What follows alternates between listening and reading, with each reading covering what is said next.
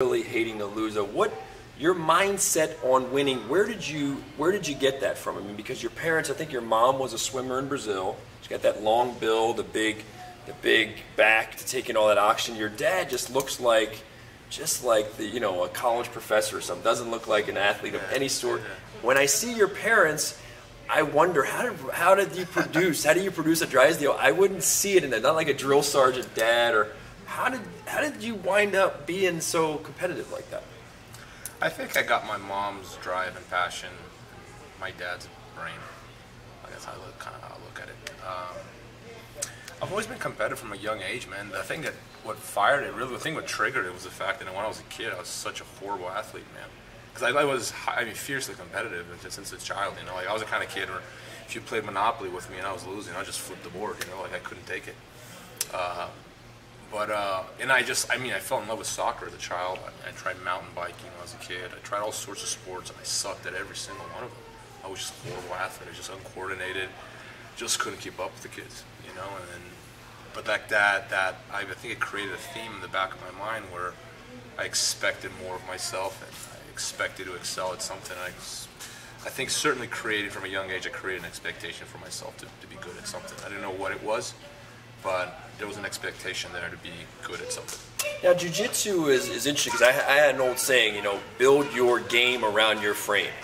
And it is a sport where you can find a way, kind of like soccer. Soccer, you could be 6'4" from the Netherlands, and you could be 5'3" and find a way to, every sort of athlete body type can make a way in soccer. And you feel like jiu-jitsu is like, you say, I'm not a really athletic guy. Why were you able to have, because we see guys like Jacare who went, we see some great athletes, Andre Galvo. You're saying you weren't.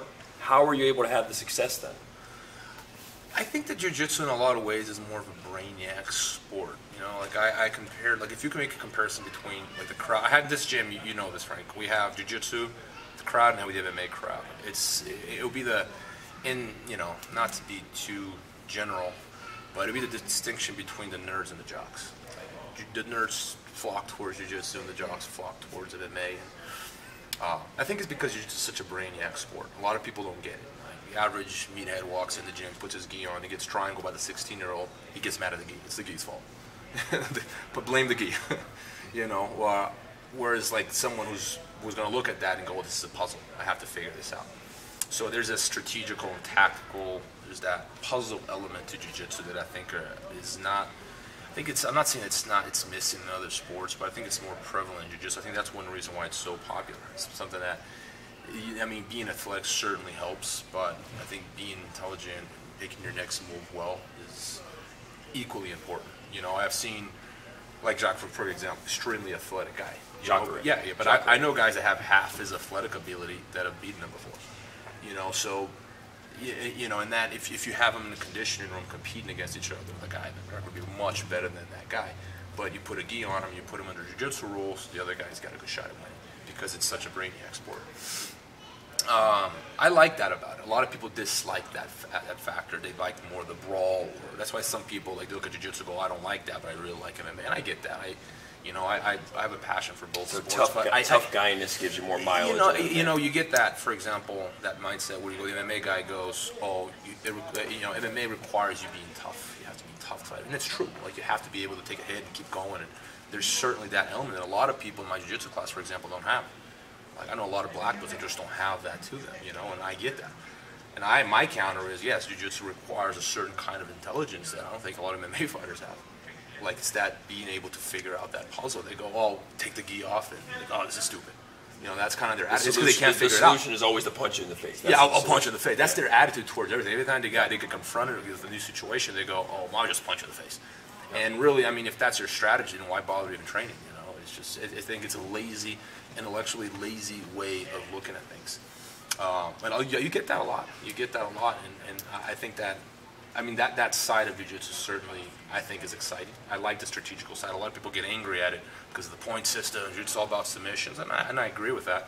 But I think that a lot of people, that's their excuse over the fact that they can't figure out the puzzle. It is a puzzle, right? And they're not figuring it out. So instead of going, okay, I got to try harder, they go, oh, blame the rules. Oh, blame the sport. Oh, blame the gi.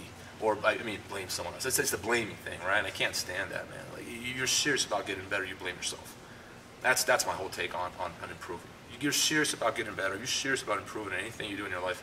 You don't blame the world. You don't blame this or that. You blame yourself. You know, even if you're responsible for 1%, that's the 1% you're responsible for, and that's where you put your focus. If you're serious about improving. If not, you're not serious about improving. You're just serious about. You're worried about what other people are going to think about you, and that's not going to take you anywhere. When you were a white belt, let's go back to your white belt. How old were you? 17? How old were you when you? 16. Okay, so 16-year-old Robert Drysdale, real scrawny kid. Were you a natural, or were you getting beat a lot in those early days? What do you remember about being a white belt?